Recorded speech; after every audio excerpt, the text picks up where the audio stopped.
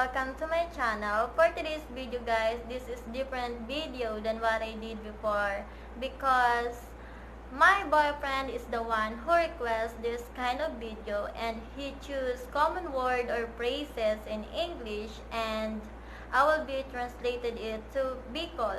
Yes guys, Bicol. Because my boyfriend also, he wants to learn how to speak Bicol. So without get any further, let's get started. Hello. Kumusta ka? How are you? Kumusta ka na? Fine, thank you. Maray man, salamat. What is your name? Ano ang pangaran mo? My name is Fatima. Ako si Fatima. Nice to meet you. Kaugmaan ko mamidbidan ka. Please. Tabi. Thank you. Salamat. You're welcome. Daing anuman. Yes. Iyo. No.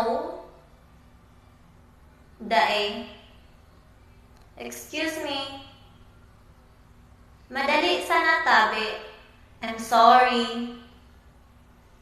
Pasensya na. Goodbye. Paaram. I can't speak Bicol well.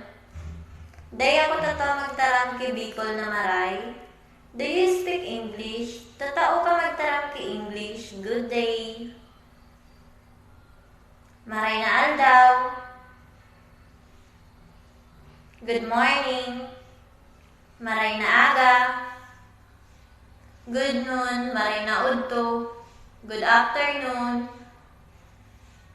Maray na hapon. Good evening.